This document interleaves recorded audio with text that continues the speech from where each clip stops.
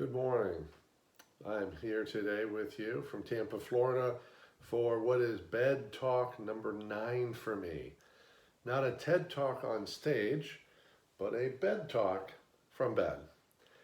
The idea is from my friend and fellow speaker Dave Rendall that every morning shares kind of a thought or perspective of the day to help people navigate these times and actually all times differently.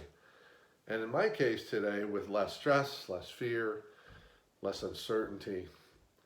And I want to talk to you today about a simple concept called must be present to win.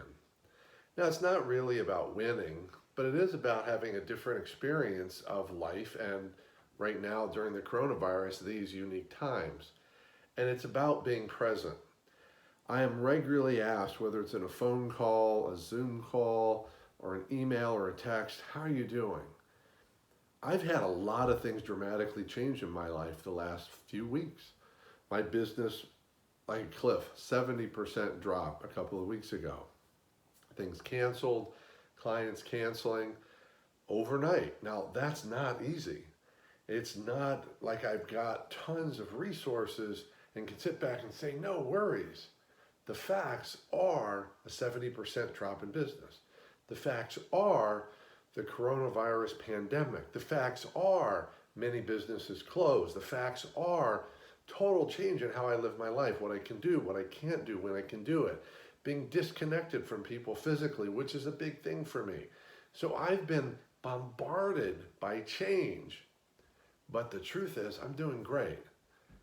I have my moments, and they are moments. Not even every day do these moments happen. And the key is just staying present. Now, I could talk for a long time about presence, but I'm going to keep it simple. Present is really literal. It means I'm right here. Whatever's in front of me. I've got a lot on my plate work-wise. I'm trying to get creative. I'm creating new things in the middle of launching a podcast and a new business. So I don't struggle with things to do.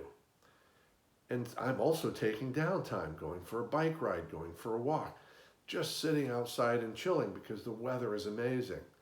And I'm just there. I'm not thinking about all these other things. And what I've found is that we spend time thinking about all these things, especially right now, that we can't do anything about. I control me. I control this moment. I control what I think about.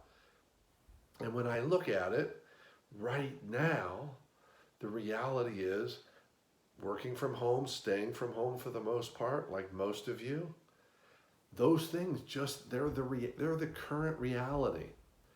And the fear and the doubt and the expectations and all that comes when I try and put stuff on it and when I try and control it and when I get out of the present. Most of us right now are doing the time travel version of not being present, and we're time traveling into the future. We're trying to figure out how long this is going to last. No one knows. We're trying to figure out how is this all going to play out. We don't know. We're trying to figure out what impact will it have on our businesses and our relationships and all these things. We don't know. And all the thinking in the planet won't help us know. So I choose not to think about that which I don't control, and in the grand scheme of things doesn't matter.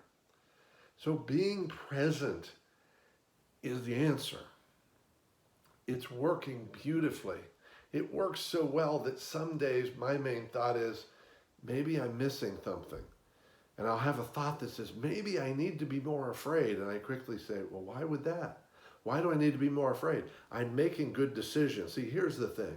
If you need to be afraid to make good decisions, that's the problem to look at. Why do you need to be afraid to make good decisions for yourself, your family, the community, and even the world at large? So don't buy into the fear story that you need to be afraid. It's okay if you're afraid.